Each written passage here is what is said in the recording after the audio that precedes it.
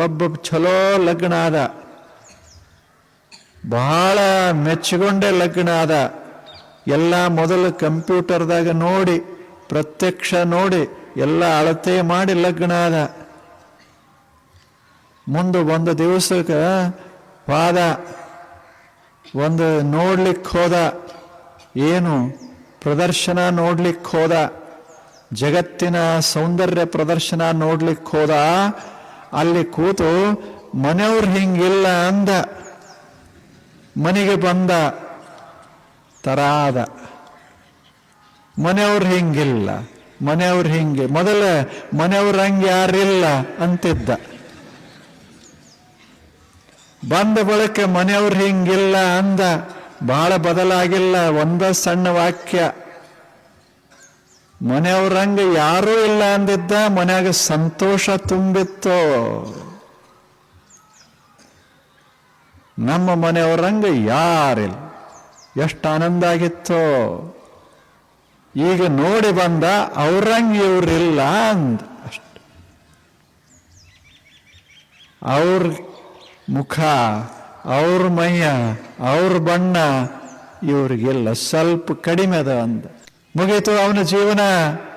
ಎಷ್ಟು ವರ್ಷ ಬದುಕಲಿ ಮನ್ಯಾಗ ಅವ ಸಮಾಧಾನ ಇಲ್ಲಿ. ಇದ್ದದ್ರಾಗ ಇವ್ರಂಗಿಲ್ಲ ಅವ್ರಂಗಿಲ್ಲ ಅಂತ ಅನ್ಕೋತ ಆರಾಮಾಗಿ ಇದ್ದಿದ್ರೆ ಎಷ್ಟು ಮಸ್ತ್ ಇತ್ತು. ನಮ್ಮ ಮನೆ ಹಂಗ ಯಾರ್ದಿಲ್ಲ, ನಮ್ಮ ಜನರಂಗೆ ಯಾರ್ದಿಲ್ಲ, ನಮ್ಮ ದೇಶದಂಗೆ ಯಾವುದಿಲ್ಲ. ಹಿಂಗ ಸ್ವಲ್ಪ ಇತ್ತು, ತುಂಬದ ಭಾವ ಇತ್ತು ಅಂದ್ರೆ ಮನುಷ್ಯ ಎಷ್ಟು ಆನಂದ ಪಡ್ತಿದ್ದ. ಆದರೆ ಏನು ಮಾಡೋದು? He forgot the secret of a happiness. ಸಂತೋಷದ ರಹಸ್ಯವನ್ನೇ ಮರೆತ.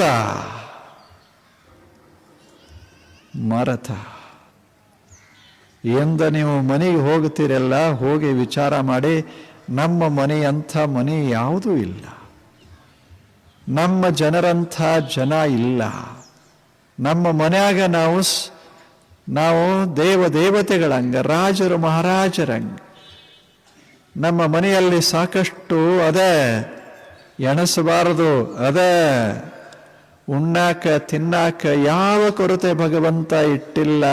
ಹಿಂಗಂದ್ರೆ ಮನ್ಯಾಗ ಸ್ವರ್ಗ ಶುರುವಾಗ್ತದ. ಮತ್ತ ಅವ್ರಂಗಿಲ್ಲ ಇವ್ರಂಗಿಲ್ಲ ಅಂತ ಅನ್ಕೋತು ಆದರೆ ಇದೇ ಕ್ಷಣ ಶುರು.